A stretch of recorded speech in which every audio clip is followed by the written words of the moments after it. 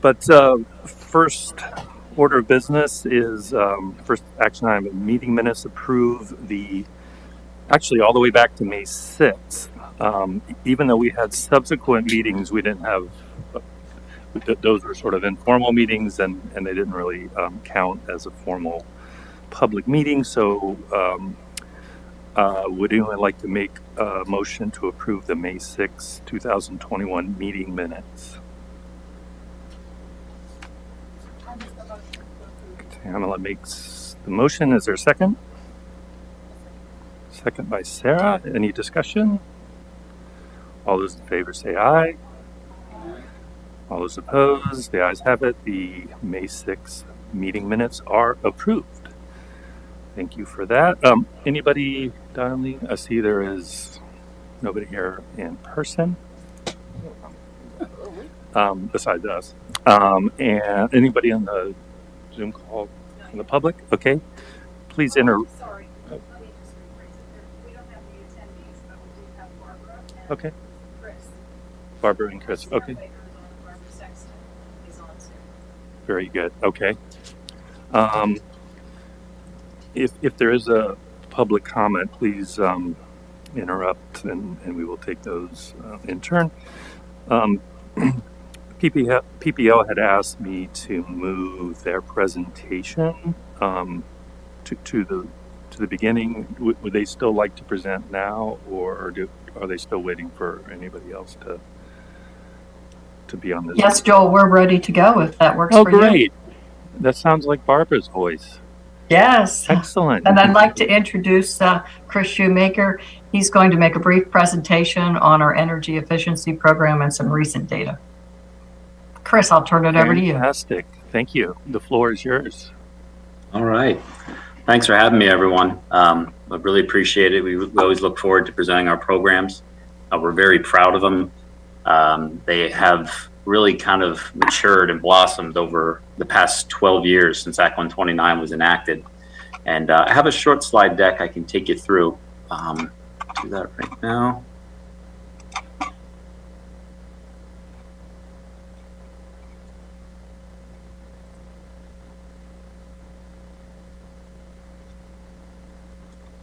Can you see the screen? Okay, great. And like I said, the programs really have grown. Hey, Chris. We're very. Excuse me. Sorry. I'm Sure. having a little bit of technical difficulties here. Give me a minute to try and get Zoom up here for everyone. Sure, no problem.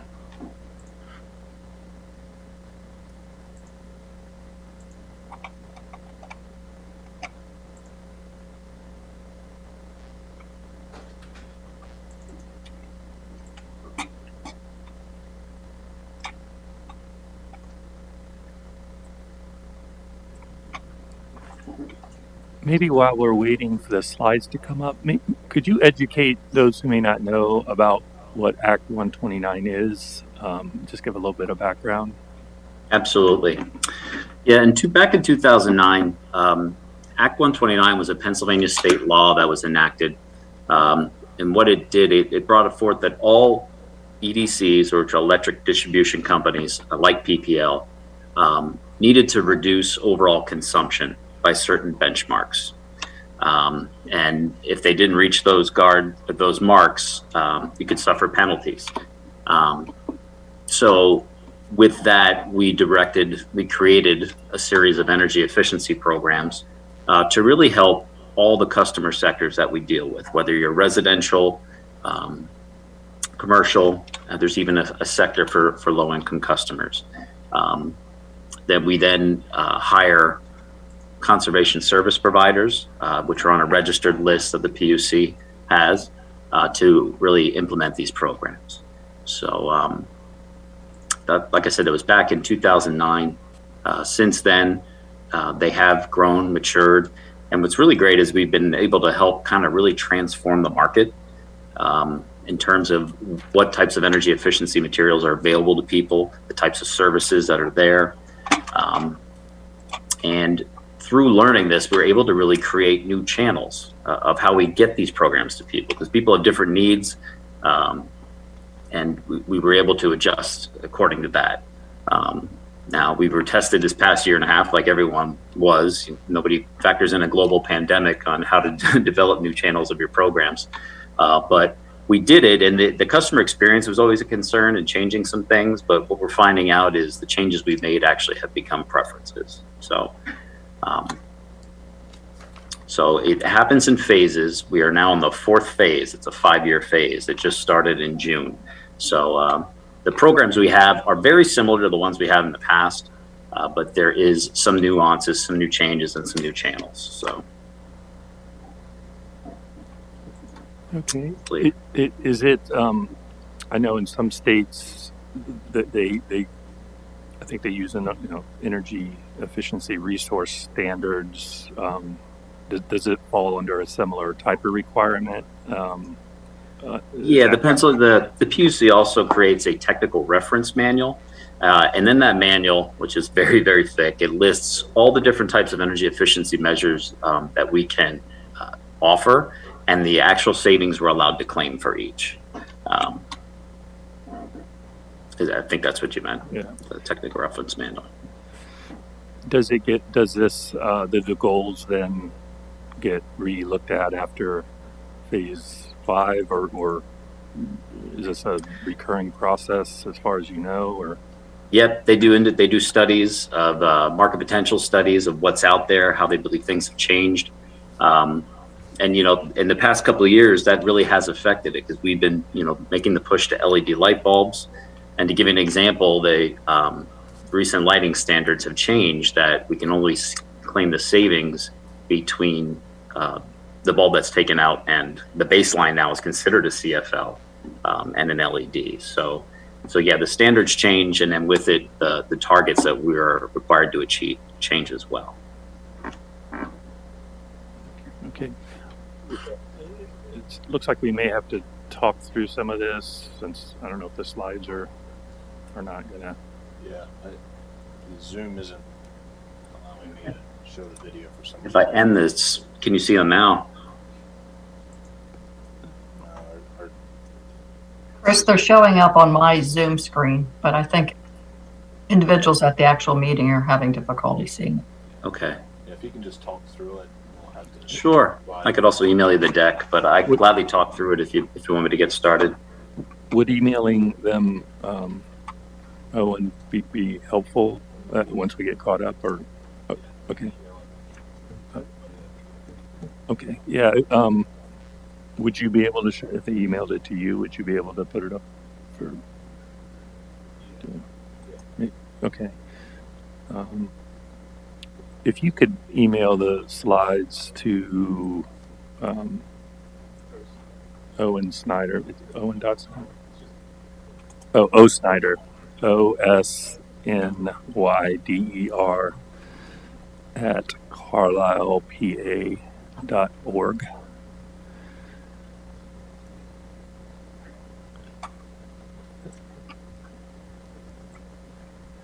Okay, I just sent it off. Thank you.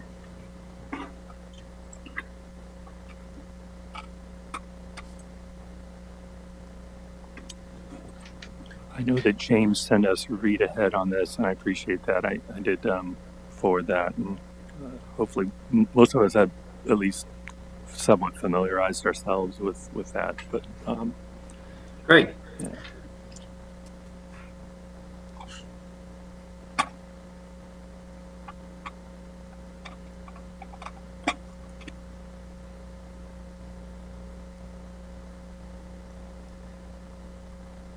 Would you like me to still share my screen, Barb? Sure, go right ahead. Okay.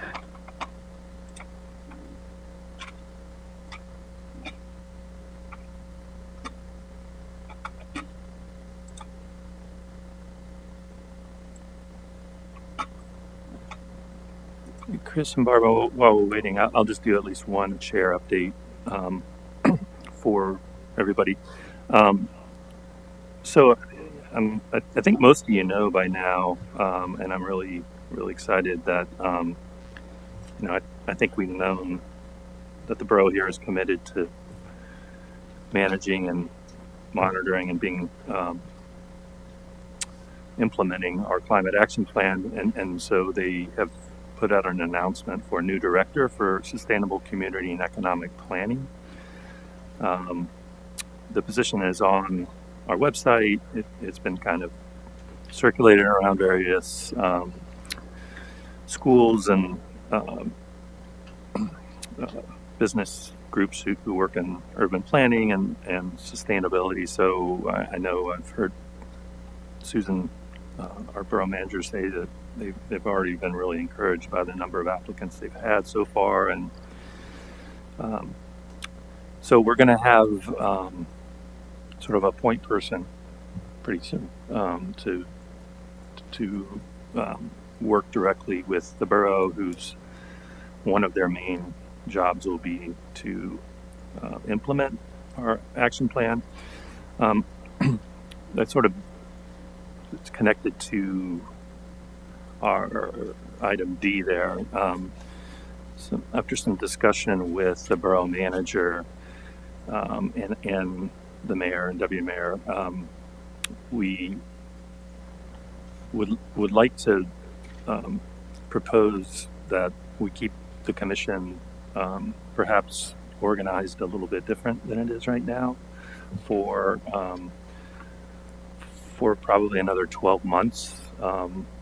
So what that would serve, the purpose of that would serve to allow the new, director of sustainable community and economic planning to kind of get their bearings and to develop over the first several months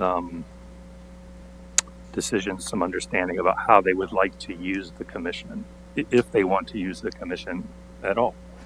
I mean, this role could evolve into, not being, they're deciding they have the skills and resources to do it themselves, to use basically this body as an advisory work at the pleasure of the position, which would sort of mean we would meet when asked to, or to kind of continue to serve as the advisory body for matters relating to implementing the climate action plan. So it would be, asking for our recommendations with a pretty direct route to council. So we thought that a year would be about the right time for this person to kind of make that decision. In the meantime, that gives us a couple months to try to figure out how we might potentially want to organize, at least for the next 12 months. And I think I would open that up, for everybody to think about for, before our next meeting. My initial reactions is the role that the community engagement team is doing would pretty much stay unchanged and serve as sort of the main connect to the community as Sarah's team has been doing well. But we could organize in different ways, maybe look at the deep dive projects and sort of combine Mohammed and Carla's team to have heads of the projects moving forward. That's another, just a thought, but everyone think about how you might want to do that. And I think as we brief our plan and wrap it up in October, that we give council some options about how we would move forward in the next 12 months. And so with that, I'm happy to say we can see the slides here. So thank you for sending that, and let me turn the floor back over to you, Chris and Barbara. Absolutely. I'll try and keep it to the 15 minutes. To start off with the residential programs. And again, feel free to answer questions or ask questions at any time. I have the contact information at the bottom of this slide deck for my whole team, all the program managers and myself. So if you think of a question later, feel free to reach out to one of us. But with the residential programs, we start off here with Defiance Recycling. This is one of our more familiar programs to people, where we come out, we go into people's homes, we remove old inefficient refrigerators and freezers, and then we recycle them and we compensate the customer for the item. We also, as an add-on, while we're out there, if they have any older air conditioning units, window ACs, or dehumidifiers, we'll also take those and pay a stipend as well. The program really is one of those ones we had to kind of pivot on with COVID because it was very popular. We still wanted to offer it. So we thought it was going to be a bad customer experience, but we decided to do a contactless option, like a curbside pickup, where the customer themselves could take the refrigerator outside if they were able to, and we can gladly come out and pick it up. It quickly became a preference of a lot of people, just because of the nature of the pandemic. So we are now moving forward in phase 4, going to be offering both as an option. The efficient lighting program has changed slightly. This is where in the big box stores like your Lowe's, Home Depot, Costco, the smaller stores like Ace Hardware, some more regional hardware stores, you can get a discount right there at the register on specialty lighting. So this would involve things like globes, candelabras, outside the normal LED standard light fixtures. And you might have seen these before. You might see like a business card size logo for PPL showing that the discount, is you're getting it right there. Energy efficient homes are rebates basically on everything else besides lighting. So we have HMAC measures, whether it's air source heat pumps, central air conditioning units, ductless heat pumps, which is quickly becoming the fan favorite. There are seasonal items like pool pumps where you can get rebates, which also have become very popular since the pandemic, more people spending time at home. And then there's your other types of appliances, things like refrigerators, dehumidifiers, and smart technology like smart thermostats. What we also do, that we have the standard rebate program where you buy it, you fill out a rebate form, you mail it in, we send you a check. Some people still like to do that. We also developed in the last phase an online marketplace, which is a PPL website where the customers can go directly, get the discount right there. Again, trying to make it easier for them, no paperwork to fill out, and the item can be mailed directly to their home. Also gaining in popularity. It's not, usually people don't go on, purchase these items online, these types of things, but we definitely run promotions and make it worth their while to take that avenue. And then there's the new homes component of energy efficient homes, which is great because it gets customers saving energy right from the get-go. What we do is we work with builders, and we incentivize any builder who basically takes the steps above and beyond the normal energy standards to make that home a more holistic approach and more energy efficient. Also has grown a lot in the past year or so. And then below there, you see the Student Energy Education Program. This is one we've had for quite a while now. It's still very popular. And this is where we go into the classrooms. We give presentations to the students and then send them home with a kit of energy efficiency measures. And then we kind of do it based on relevancy. So we have a younger presentation, which we call Bright Kids for the 2nd and 3rd graders. There's Take Action for 5th to 7th, kind of your middle school age. And then there's a innovations program for the older kids. It gets fully subscribed every year. I think we only had to do a few because of the timing of this. We did do some virtual ones as well. But the kids are really engaged. It really is great to see how excited they get about it. And then we run some contests for them, which show here on the next slide. The picture at the top right there are the younger kids. We do a poster contest with them. So they basically create a poster on what they've learned during the presentation about saving the environment, energy efficiency, how to save money on their electric bill. And then the winners, we compensate with like an ice cream and pizza party for their classroom, which is great. And then the older kids on the left here, they get a little more detailed, which is great. It's great to see their creativity. Some create entire magazines, do more of a multimedia approach. Some create music videos. These 3 guys on the left here created this very tongue-in-cheek, over-the-top horror movie, which was fantastic, and had to do with energy efficiency. And then we also, if you can notice, I don't know if you can see in the picture around their necks, those guys won Beats headphones, so they were very excited for the prizes that we offered there. And then in the middle here, this is just a picture from one of our appliance recycling events. I mentioned that we go into homes and remove the items from customers. A few times a year, we try and have events where we market it out to a region, and we're doing one, I believe, in like Hazleton coming up very soon. And basically tell people you can bring, if you have room air conditioners or dehumidifiers, we will recycle them and we can mail you your rebate. And they've gained a lot of popularity as well. People really appreciate the opportunity to unload those things. Next slide. Any questions on the residential programs before I move into low income? Chris, just real quick. Yeah. I think it's great you educated students. I think there are a lot of adults who could benefit from some of these education.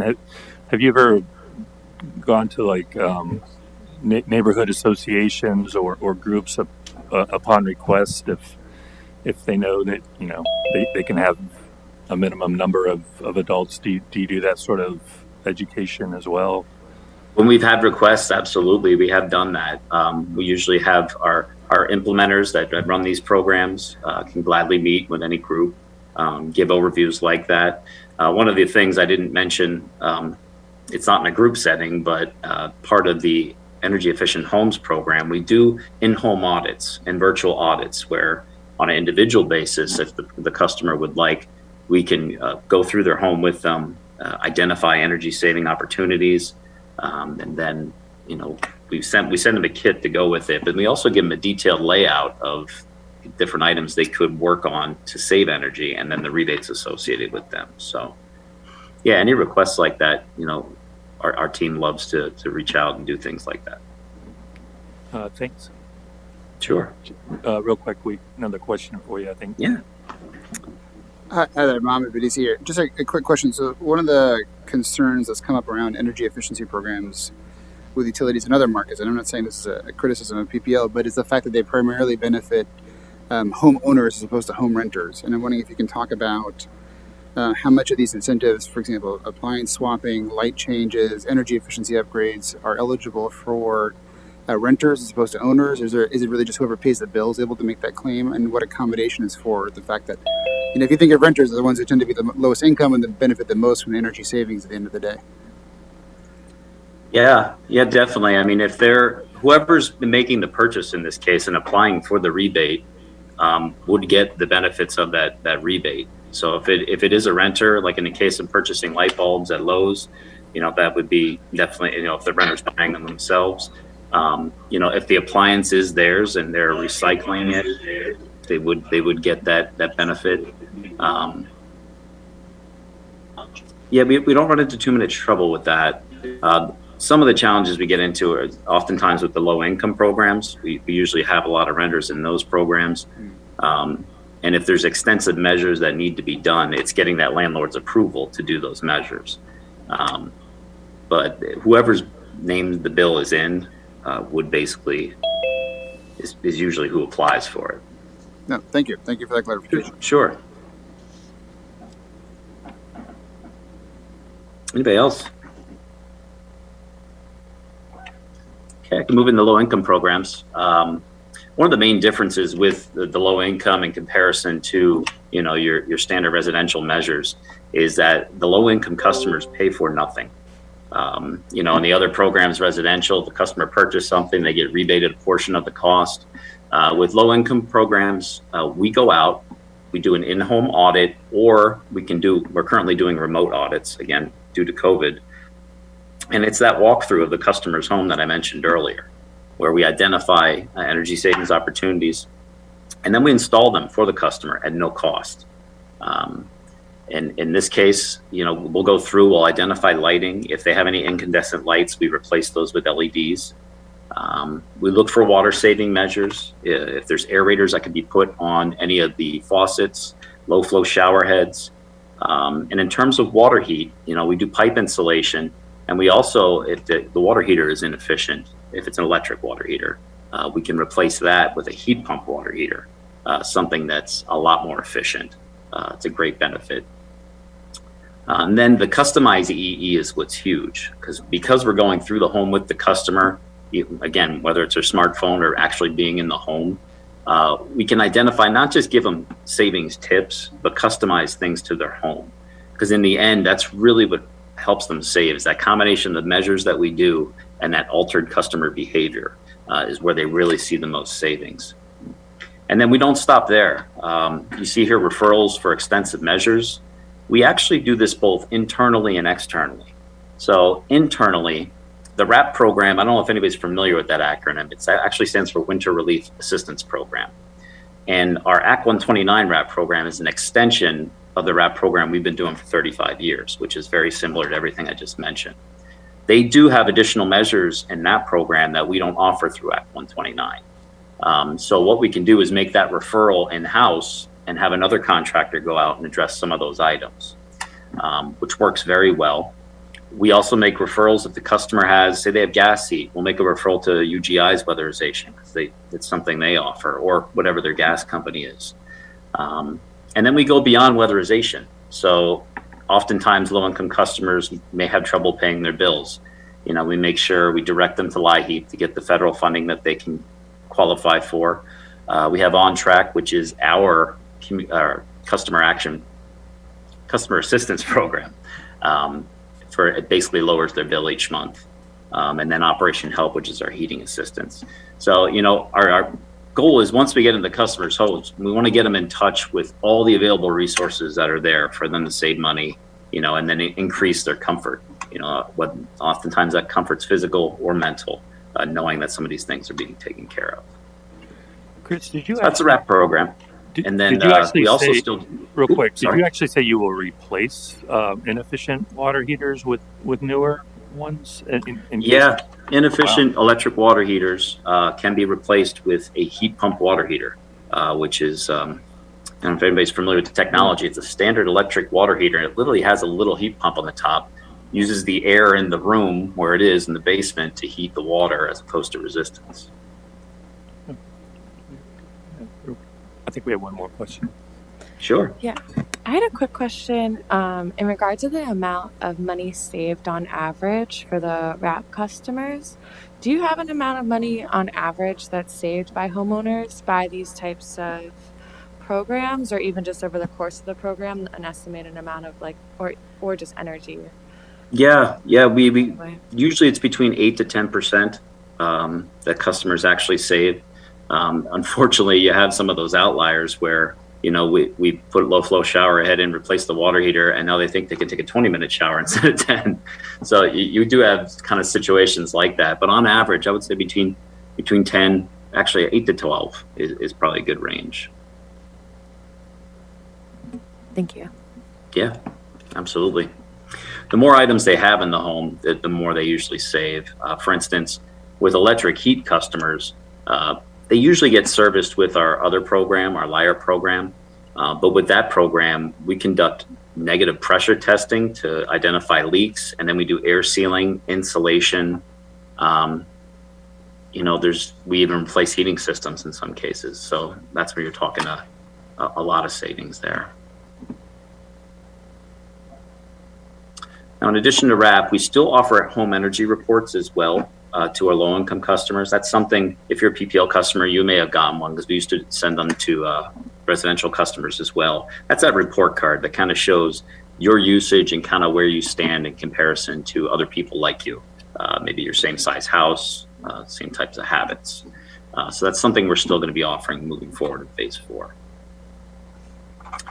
Any other questions on low income before I move on to commercial? Okay, with our non-residential programs, there's really 2 programs with this, and I talked a little bit about in the beginning of this. We have a prescriptive program, and then we have a custom program. The prescriptive program looks for measures that are found in the Pennsylvania Technical Reference Manual. It's a manual put together by the PUC that lists all the different types of items that you can have savings, or that we can claim savings on, and the amount of savings that customer can get. And it ranges from everything from lighting to compressed air projects to food service, refrigeration, and there's a prescriptive rebate for each measure that gets installed. The custom program then is exactly the opposite. So if there's something that's not in that technical reference manual, the custom program covers it.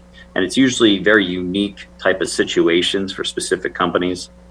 The one example I love to give is several years ago, the Yuengling Beer Company did a custom project with us where when they're brewing the beer, the leftover mash is still fermenting and it gives off a gas. And they installed a system and got a rebate on that harnessed that gas, used it to power a generator, make their own electricity and offset their energy costs.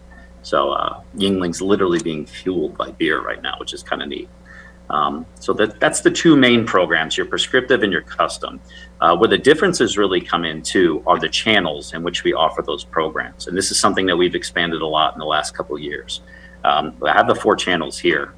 But if you think about who makes the energy decisions in a company, for very large companies, they hire energy managers whose pure job is to analyze the energy the systems and then make decisions on how to bring it down. On the flip side, you have small business owners, something like a pizza shop owner, for instance. Usually the owner is doing everything. He's doing his own finances, he's paying the bills, he's making the pizza, sometimes cleaning the bathrooms at night, and they have a hard time, finding time to invest in energy efficiency. So we tried to alter our channels to accommodate everyone. The first one listed here is a point of sale, which is a distributor discount program. This is something or midstream is the term you might hear used in the industry. This is something we started doing in phase 3, and it grew very quickly. We started with lighting. And this is where the installing contractor that the customer would hire can get the discount at the distributor right there at the register. So now the customer doesn't have any paperwork to go through to get the rebate. Actually, the installing contractor doesn't even have any paperwork. They can get it right there at the distributor, and our distributor list has grown significantly. Now, moving into phase 4, we're going to expand this into the HVAC industry and the food service, which is great because that helps transform the market like I talked about. We were finding out that some of these HVAC companies didn't have the energy efficient models in stock and couldn't get them for, say, several weeks. If you think about a small restaurant, if their HVAC system goes down, they're not going to, in the middle of the summer, they're not going to wait several weeks for that model. They're going to buy the quickest, cheapest model. So now we can ensure that those energy efficient models are stocked and ready to be purchased. So that's a distributor discount. When you go down to 2, our direct discount program, this deals with a contractor network that we have of trade allies. These are registered contractors with us who are highly educated in our rebates. They represent themselves when they're out in the community doing work and for their customers, but they know what our rebates are and can apply them on our behalf. So this way the customer, again, doesn't have to worry about the paperwork. It's all on the contractor now. And this has grown as well. We have a great network of trade allies and really have helped expand that program. The standard program is your cut and dry, still very popular. Some people prefer paper. They prefer filling out a rebate form, mailing it in, and getting a paper check mailed to them afterwards. So we still offer that standard channel. And then 4 is something new for phase 4, and that's our direct install. What this involves, the hardest customers to reach are our small business customers for the reasons I mentioned earlier with the pizza shop owner. And what we do with this new program is we provide a direct, no-cost assessment, much like the home audits, where we go through the home with the customer. This would be no cost to these small business customers. We will come out, we will go through the facility with them. We identify some retrofit measures that might be done, some operational improvements that they could do to lower their usage. And then we actually install a few energy saving items while we're out there. Some small lighting items, if it's useful. I know there's like a pre-wrench spray valve. This is a brand new program. We actually are going to be starting it this winter. And then afterwards, after we do this audit with them, we will send them a customized report. And that report will show them, these are the major things that you might want to invest in. Here's the rebate amounts that you could get from us. And if you're interested, here's a list of contractors that you might want to reach out to who can do this work and are knowledgeable in our rebates. So it's a new offering. We're really excited for it. And again, it's a constant effort to expand our channels and to really find a way, not a program for everybody, but a way for them to participate in our programs, because we know that different levels of life, of busyness. So Yeah, Chris, So real, that's real the- quick on that. yes, As Mohammed kind of suggested, we have a kind of a similar problem with the principal agent problem, you know, where our landlords and small business owners are often not the same, which is just a bit of a challenge in our small business community. But do you go so far when you do those audits to get down to, I mean, payback periods on equipment, you know, so that they, you know, they don't, in effect, minimize their risk and saying, you know, when am I going to recoup the cost of, you know, after all the rebates and so on and so forth? Do you go to that level of education? yeah. Well, this particular program, the direct install, and we haven't started yet. But yeah, when a project comes in, it gets pre-approved. But what they look at they look at what the analysis that came in from the contractor who was out there. They identify what the rebate will be, because with commercial, it's based purely on their savings. Well, let me back up. Those prescriptive rebates are based on the savings we can claim in that technical reference manual. With the custom program, we actually do pre and post monitoring to determine the savings amount.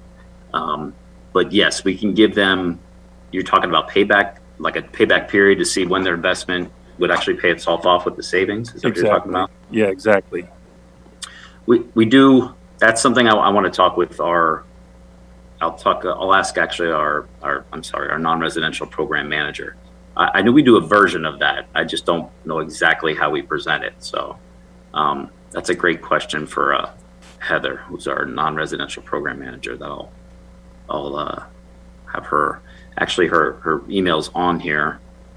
If there is a contact that I could reach out to there with an answer to that question, I'll gladly do that.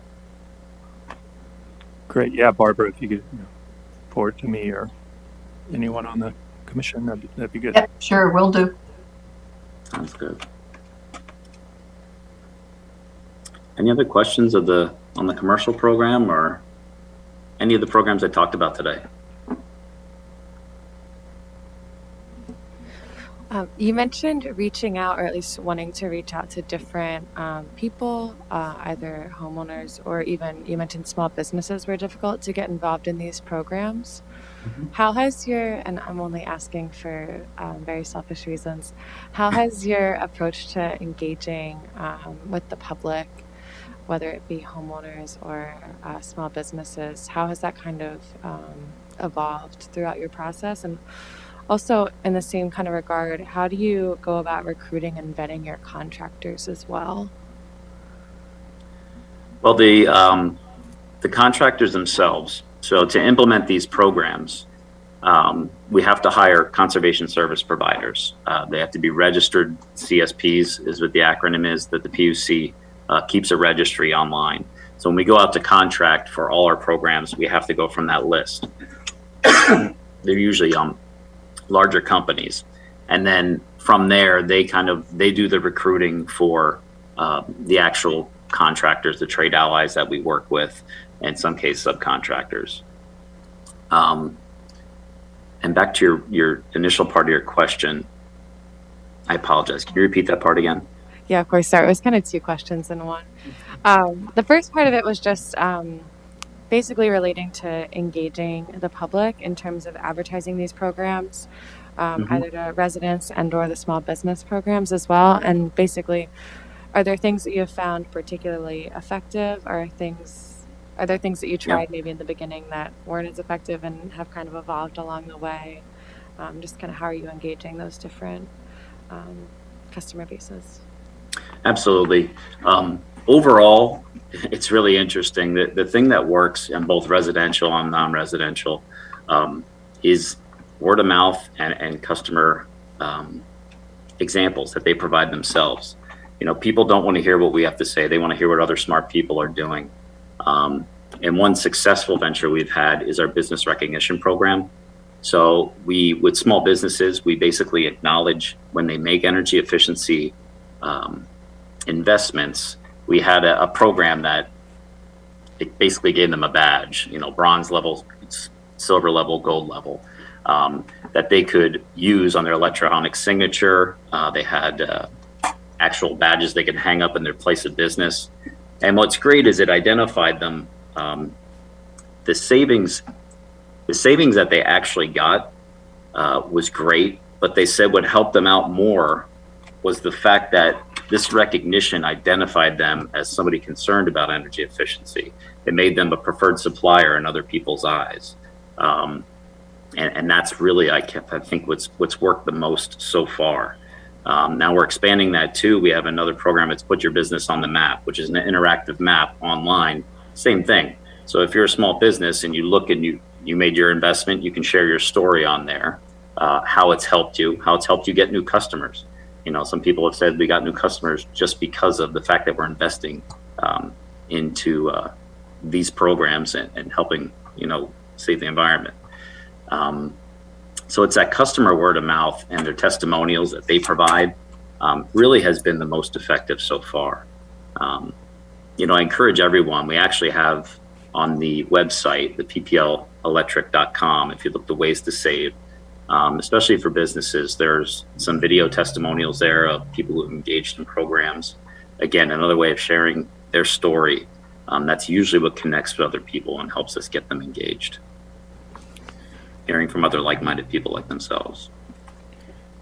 Hey, Chris, that's a good segue, actually. I'm glad Sarah brought that up because one thing, a few things. We have various members of the commission, have pretty close ties to our business community.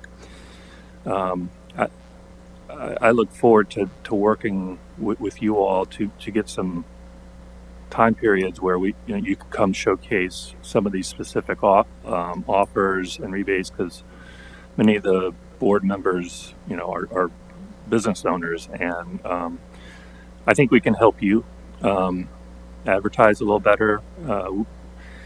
We have a pretty aggressive energy efficiency goal for 2030 and 2050 as part of our plan, and so I think one of the things that's incumbent on us is to try to organize a little better and to work with our utilities to showcase what plans you offer. I think on our end we have programs and funds and grants and loans that often do some of the similar things, whether it's for insulation, audits, and I would like to see us do a little better job of a coordinated approach. One other thing that's sort of been brought to my attention is sometimes there are offers that come that homes don't qualify because they're so below code that they can't even qualify for basic rebates. And so, I think we have the ability to use like rehabilitation housing funds, which are not exclusively for energy efficiency, but if we need to use those to bring houses up to code so that we can get, these programs that include yours, I just think we can do a lot better job of coordinating that. And I hope we can continue to work with you and UGI to, to me, I think the biggest barrier is knowledge and information. I mean, I'm actually convinced of that. I think when small business owners are busy just trying to keep it together for another week, the bandwidth for, hey, let me sit down and talk to you about energy efficiency is pretty small. So, Yeah. We have to think about how we're communicating these programs that I think most of us in here know are going to be beneficial, but we're not all experts in all the field, so it has to be a joint effort. And so, one of our sort of focused like a deep dive efforts that we'll probably be undertaking in more detail in the next year will be, specifically on energy efficiency. And um, I would like, however we organize this and whoever's participating on our end, I really hope that we can lean on um, a dedicated person at PPL to, when we need them to show up and when we have a room full of either business owners or homeowners in any of our communities that you know we'll be able to give them the best information we can. I think a lot of the challenges on our end, right, to do our job to let folks know how to get, that these programs actually have pretty low barriers compared to some of the other, benefits we get, and we need to do a better job of doing that, and I think we will. And this is really useful. Does anybody have any questions for PPL? That was really useful, really helpful. Thanks. Please stick around, Chris, if you want to. I don't know if you have to hop off, but you're always welcome to join our meeting. Great. No, thank you for the offer. I appreciate it. Yeah. Like I said, we're proud of our programs. And that coordination you talk about, that's half the battle. I know my background is mainly in working in the low income programs. And when you talked about housing stock and things of that nature, only certain things can be covered by certain programs. And, we can't go into a home with water issues and mold everywhere and then make it tighter. It's going to make it dangerous for the customer and make the problem worse. So, coordinating efforts like that, while difficult, is crucial to making these a success. And that's why we have to reach across what other folks are doing and so that we can provide the most benefits. So yeah, I think you understand. Well, thanks. Hey, I did want to add on. I had a conversation. It's somewhat related, but kind of news. The DEP reached out. The final rulemaking decision for RGGI is supposed to happen 1 September. I learned a little bit more about at least the draft plan that they might use for the revenues for that, and right now they're talking about 40% of revenues going to environmental justice communities, which basically aren't using very similar standards for us being eligible for CDBG. So basically our entire borough would be under that umbrella. RGGI revenues are not insignificant if you look at at all the other RGGI states, and that is to say that of the many good reasons why we should be in that market, the Regional Greenhouse Gas Initiative market, we stand to benefit beyond decarbonization to really address some of our goals directly, to get not just federal funding but state funding through RGGI. So I think over the next year, as we hopefully start to develop a more coordinated approach to providing more energy efficiency options to our low-income community, whether that's bringing them up to code requirements just so they're eligible. Our approach has real possibility of scaling, much beyond the 50 to 100,000 in our CDBG that we set aside for low-income homes. But this could grow quite substantially. So I think the work that we do in the next year in terms of how we're coordinating, whether it's weatherization, whether it's energy audits, whether it's window replacement, whether it's insulation, whether it's upgrading HVAC systems, water heaters, that we have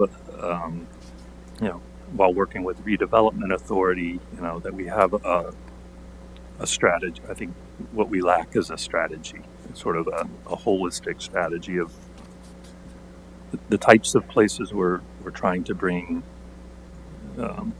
forward, and that it's in a coordinated effort. So I look forward to us working on that in the next year, and that's real exciting. I'm cautiously optimistic about Reggie's success here in Pennsylvania, but a lot of people have worked hard. I'll be providing some comments for the rulemaking. I got asked to do that this week, so I think we have a strong reason to support that here in Carlisle. I just want to say the Widener Law students are up and excited to again be part of draft ordinances. We have two of the three I think are really related to some of our goals here. One is single-use plastics. We're not going to call it a ban. We're not going to call it a ban yet, but we're going to certainly, we have a goal. It's one of our deep dives to reduce our use and eventually eliminate the use of single-use plastics here. And another one of their draft ordinances was look at how to improve higher density utilization in some of our areas. So that addresses, getting more folks who can make use of some of the buildings and single family homes and attached units to provide safe, affordable housing in a closer space. So that solves a lot of, that's an energy efficiency issue, right? When you're able to have more people in a small space, you use less energy. So that's another project that they'll be looking at potentially. We've offered 3. They will probably only select 2, so I don't know which ones we'll be doing yet, but stand by. I'm happy to say some folks at Dickinson College, a few of the professors in some of the courses have really seemed very interested in helping the borough develop policy recommendations for some of our goals. In the near term, I think there's pretty good certainty that we'll be moving forward on a single-use plastic reduction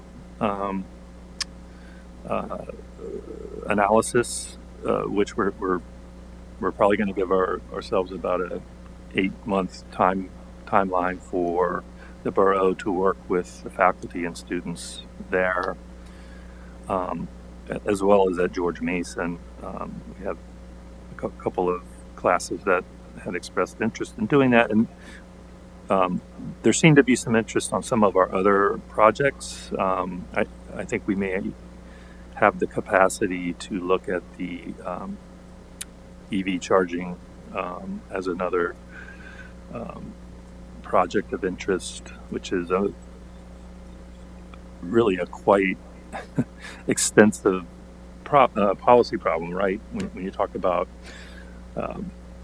parking issues, when you talk about access and just as our transportation sector transitions away from fossil fuels, it's fundamentally going to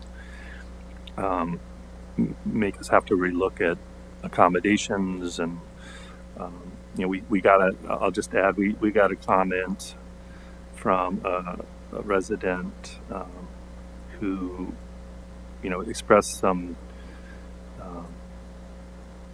I guess just noted that in addition to some of the parking challenges they have, that they can't imagine how they would ever charge their vehicle when even the access to off-street parking right in front of their townhome is seldom there. So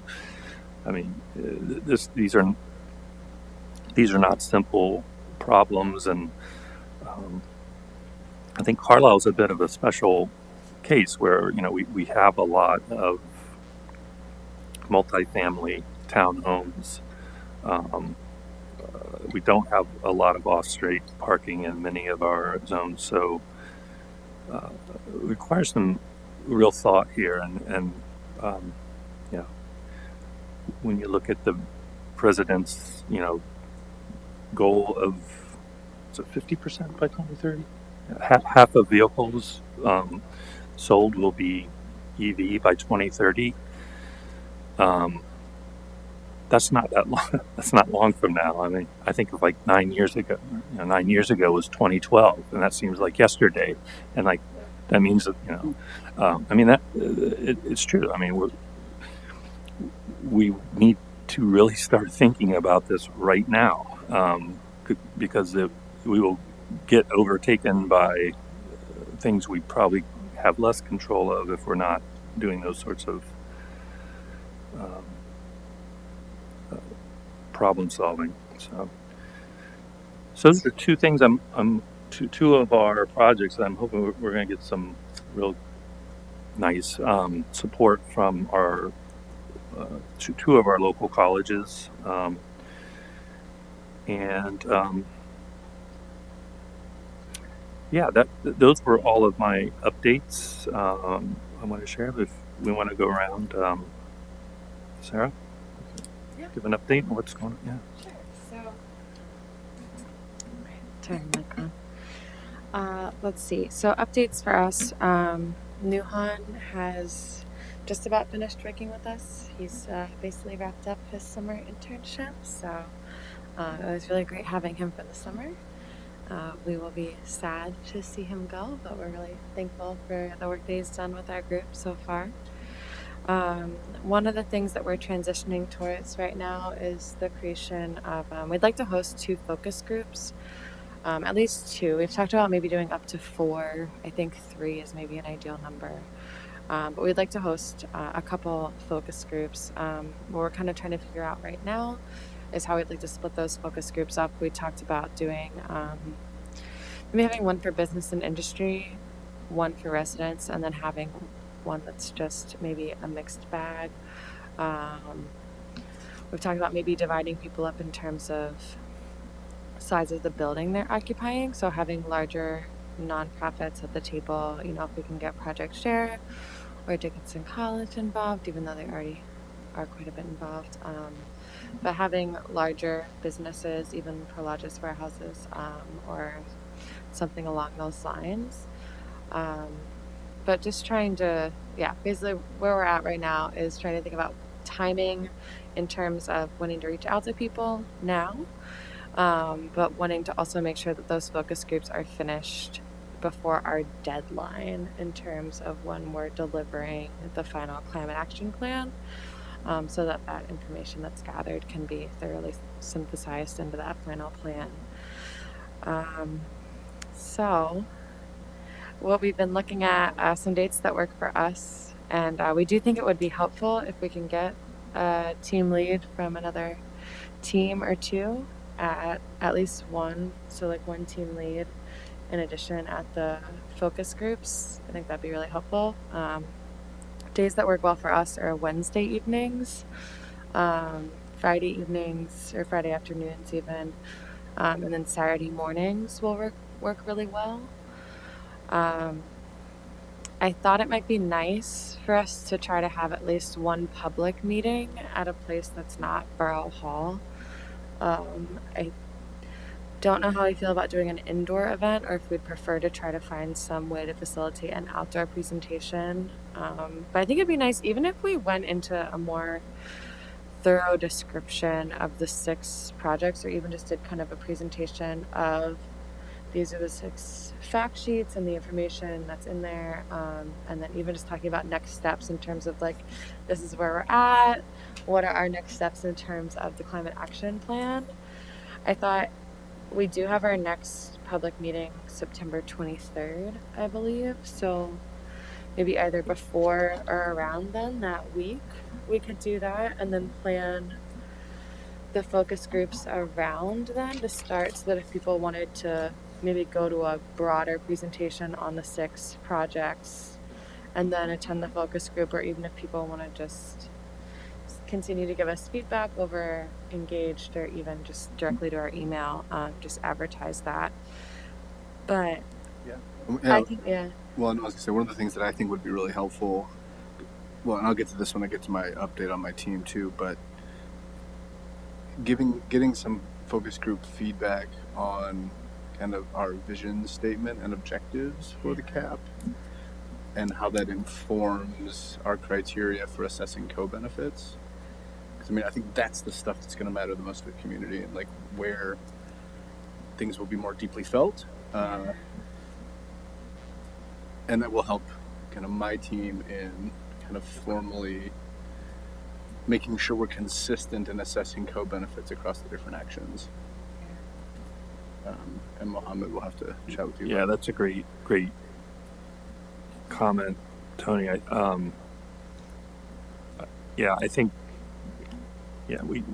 we're not going to get too far down a cost benefit until we have a hard set of social values and priorities that we.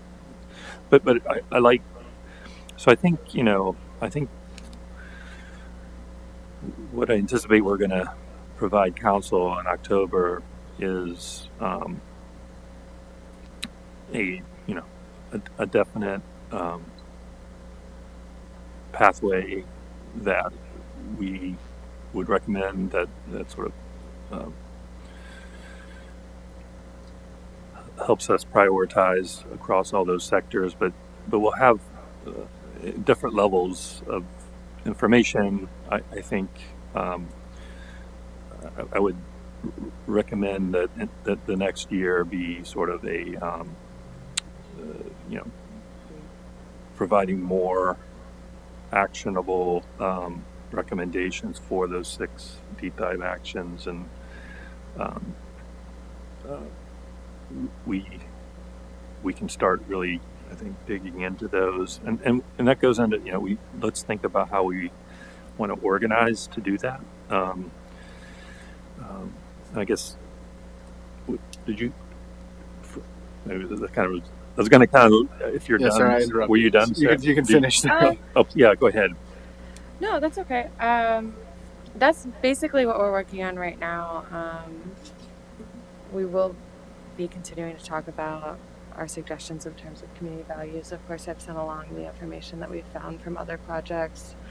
We did get the county's results, so we have access to the full county, but also we're able to single out 218 respondents from the Carlisle borough specifically as well. So we'll be continuing to send that information along as we have it. We're kind of hoping to develop, well, our plan is to develop a do's and don'ts kind of almost esque community values, hopefully within the next 2 weeks or so. We're working on that. Hans has just sent us all a presentation along those lines. So Okay. hopefully we can move forward on that as well. But yeah, that's basically everything. Thank you, Sarah. Yeah, Tony. So I did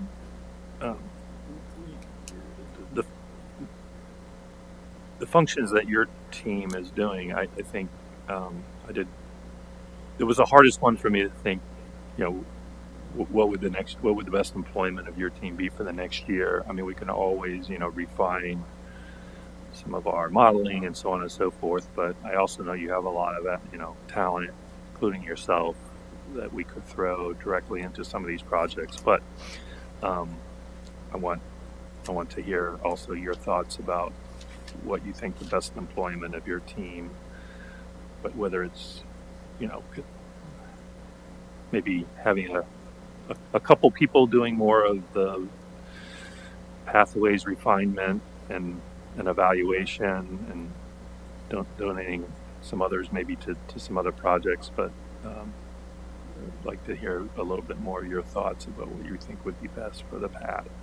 But I'll turn it over to you for an update. Yeah, so I mean, between now and kind of our deliverable in October, what I've tasked the team with really is refining a lot of the work we've already done, taking our pathways report from March, updating that to reflect all the new information from the fact sheets as we finalize them, and really pull together what will become chapter 3 of the plan itself. That'll be part of that deliverable. Then I think you're right. As we learn more about how many households we could reach with some of these energy efficiency programs, how many businesses we could reach, we can get more realistic assessments of, are the rough projections we've made so far using ClearPath over or undershooting the actual bite we can take out of emissions with some of these, some of which I think we're modeling more accurately than others. Things like vehicle miles traveled, EV adoption, I think we're doing pretty well. Some of the energy efficiency measures where the percent of households and percent of businesses participating is what really drives the effectiveness and the emissions reductions of the program. There's where I could see us doing a lot more work over the next year. But yeah, in terms of team updates, that's where we are right now. We're beginning to create a new draft of the Pathways report, which is essentially our new, will be chapter 3, and alongside of that, we've been thinking a little bit about in those fact sheets when we talk about co-benefits. There's been a sense on the team that we need a little more guidance about what's, we've just been using 1-star, 2-star, 3 stars in kind of a crude way along these different categories. And so I'd like to get a little more guidance to them on here's a really well-defined example of high-impact co-benefits in this dimension and that dimension and another, whether that comes to kind of creating jobs or social equity along these different categories, right? So that at least we have kind of an exemplar to say, here's what we mean by high impact in this category. Here's what lower impact in that category might be. We've done a little bit of that, but in an informal way. So I'd like to get some more input from the other teams there. I think that makes sense. I think that will be one of the opening discussions in addition to getting happy with a set of prioritized criteria that Sarah's team is working on that really we're going to need to be comfortable with before we get too far in any of these 6 projects, right? I mean, sort of a little bit more quantitative assessment of how well do we think we can measure the effectiveness, which doesn't mean we don't have a plan for it, but it lets us get a better sense of how well do we is our sense that we're going to be able to take the temperature of how well we're doing. And that might be something we do sort of as an offsite where that we have to sit down and get. Yeah, so for instance, if we need to meet our target for a particular action, if we need 60% of households to participate, right, what needs to happen for us to meet that participation target? Right. That's what I don't have a clear sense of. Hearing a little bit about Act 129 helped a bit today. Yeah. How far could that get us? How far could RAP get us and other programs get us? Yeah. Well, the nice thing is we do have PPL. I mean, if we want to take a block, a few blocks as sort of we know what if we know what assistance we're giving on energy efficiency in a given block, I mean, we PPL can certainly. And I guess this is me transitioning from thinking about kind of forecasting to kind of implementation and monitoring, right? Sure. So, yeah. So, if we have a 60% of households target for programs, Mhm. saving on average 5 to 10%, whatever whatever we decide, for them to count as participated. Having some criteria like that, how many households do we need to Yeah. get into this program every year to meet our 2035 target, to meet our 2050 target, right? And so Sure. that feels like a way of making that thing that sounds fuzzy more actionable. Mhm. And sort of that's where I'm thinking we could. There's some analysis there, but it's really just making sure those assumptions we're making, we have a plan to say, do we need to reach 50 households a year? How can we do that? And which programs are included in that umbrella of participation? Okay. Evaluation and assessment function that you guys Yeah. could. I just, do I have to talk in this? Okay. So a while back when I was learning about the different Reggie stuff, and they were talking about something similar, like if the house didn't meet code, then it couldn't get these energy efficient updates. So there were a bunch of different programs that the different states were doing, and had I don't know anything about Pennsylvania. So is that something you guys know about and are working with? Because that is the big barrier. If someone has mold, then they can't come in and, have something done. So is that loophole kind of closed for you guys? Yeah. Okay.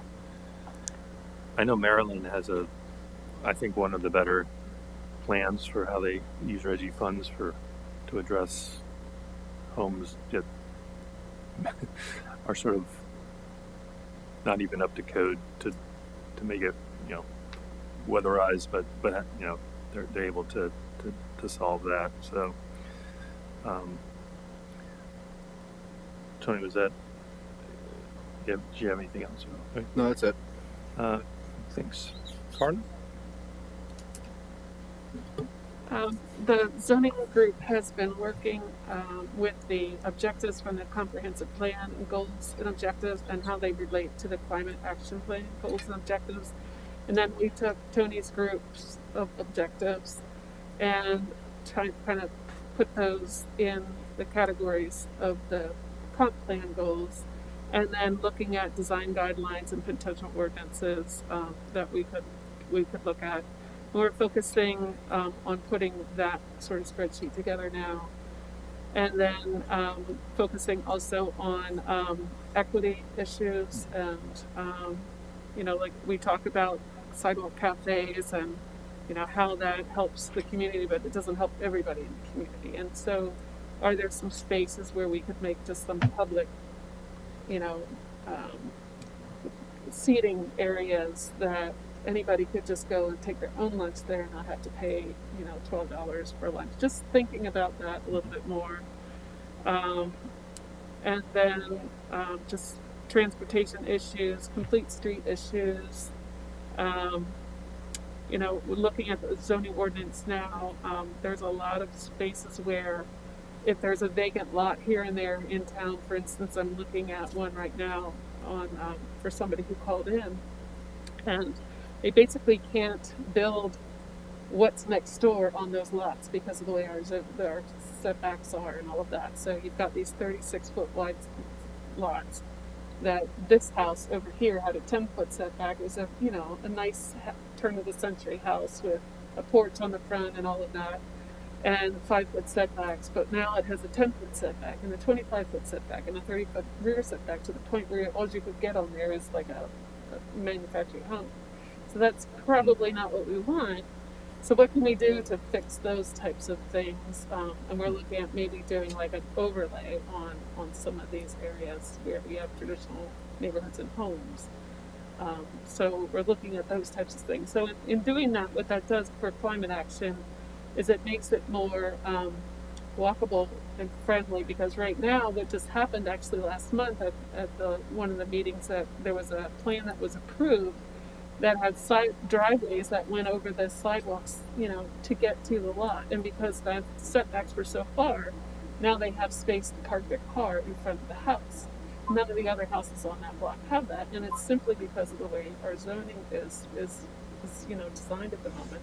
So those types of things, because the more cuts you put across the sidewalk, the more there's a chance for collision with somebody riding their bike and getting hit by a car. So going back to traditional, planning and fixing some of the zoning things that we have just to make it safer for everybody.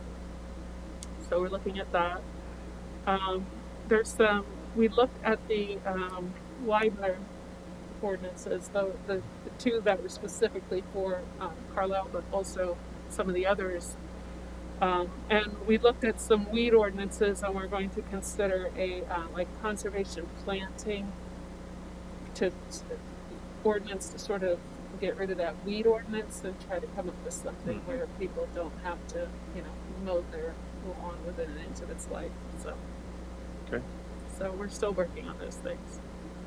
So, and now, I know we have to at some point start to focus on, what kind of ordinances or what kind of things that can we write and design guidelines can we write to incorporate some of this funding that's available too. So that's just a little bit farther down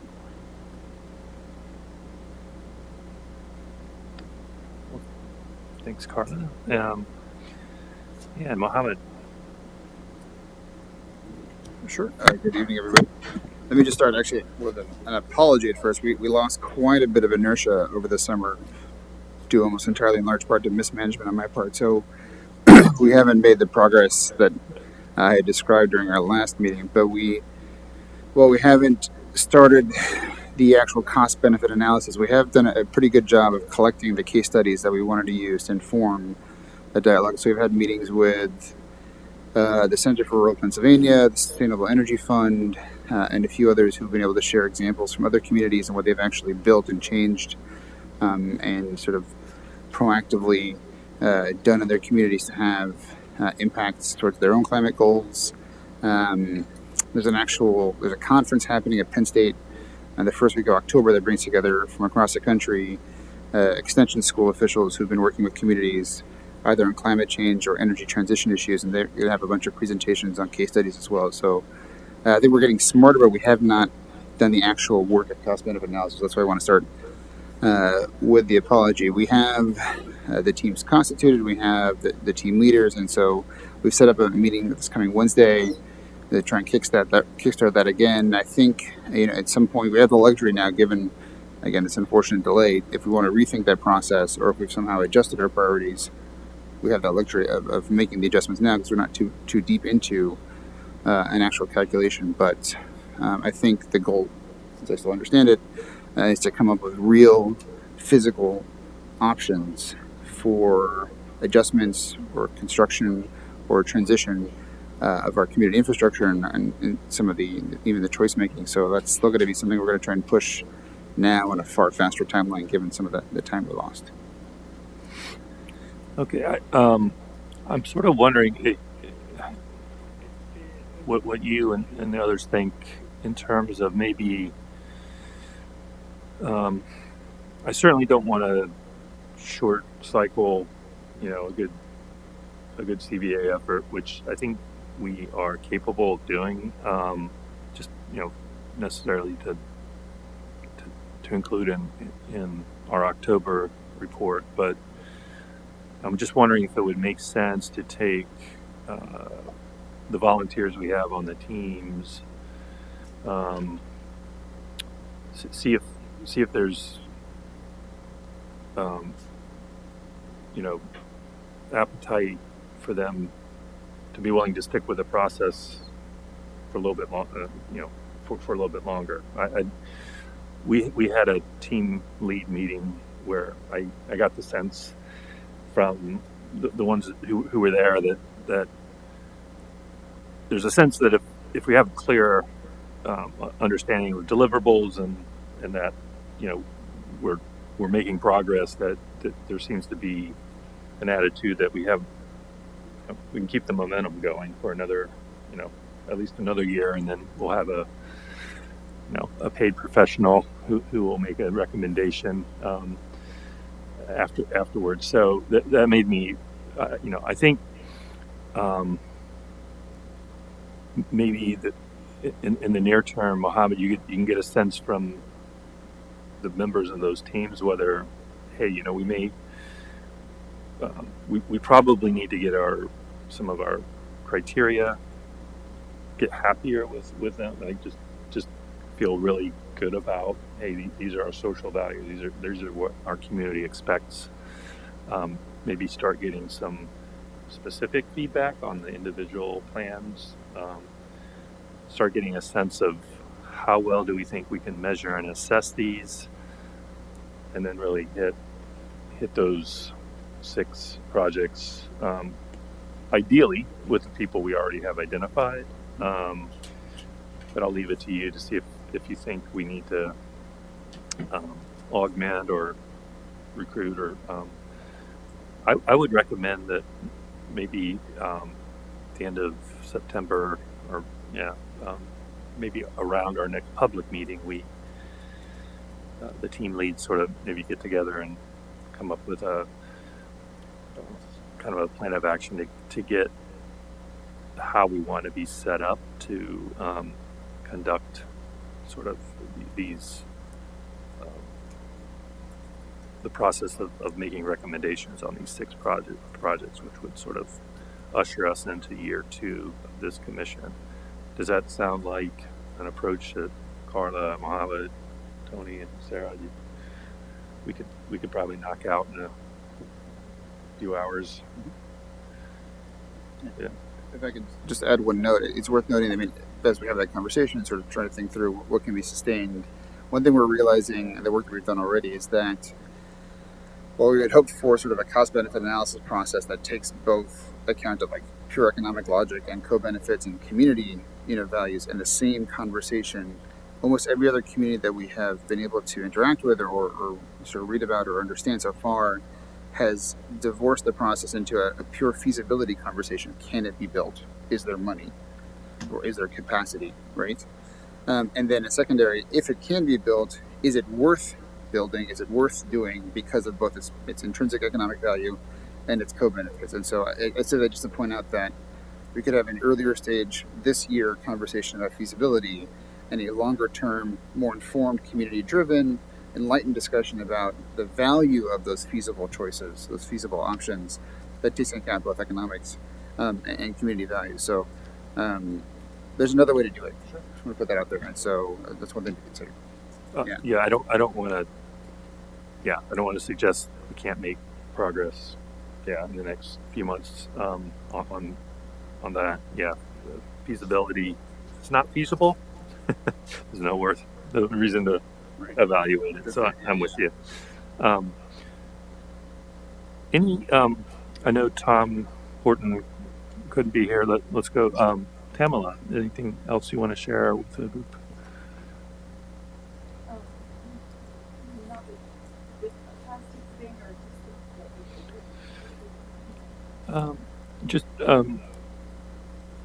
Anything that you wanted to inform the group here about that you're either doing or would, from what you've heard today or since our last meeting, that you would request we look at?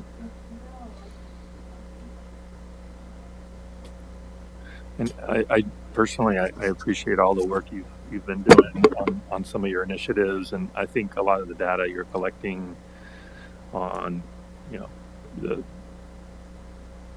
externalities of plastics is going to be helpful as we sort of tackle that in the next few months. So thank you for you and leading the group that you do. I personally appreciate that. Thanks, Tamara. Sean? Just real quick, ICLEI was so excited by what we've been doing here, and I just passed this on to Joel by email this evening, that they'd like us to participate in the presentations that they do for the 3rd year of the LCAP. So you figure out how you want to handle that, and we can work with them. The presentations will be in September. Great. Yeah. That'll be happy. We'll be happy to do that. Before we wrap it, I just want to say I really appreciate all the effort, the leadership of everyone here on the commission, kind of nugging through everybody trying to stay sane this summer and get some time off and just get to take care of personal business and your main job. And, I could offer to double your pay on this work, but I don't think that would make much of a difference. But I do truly appreciate every minute that every one of you puts into this. It is clearly indicative of how you value this, and I look forward, to continuing this work. I think we're going to find that the resources and ability to make changes is not going to be linear. I think we're going to find that we're going to be in a position to think on a grand scale of how we're going to address carbon reductions. And I'm just really, every time I get somebody whose name I'm not familiar with emailing me saying, hey, I heard the Climate Action Commission is doing this. I just wanted to either, give you some suggestion or, what have you. It makes my heart swell because I like the fact that we have a storefront, right, for something that our community values. And I'm really happy to have such smart people working on this, and look forward to working at least for a few more months. And I just can't wait to introduce our new borough director, who's going to be a partner in this for sure. But there's nothing else from anybody. I'll go ahead and adjourn the meeting. Thanks, everyone.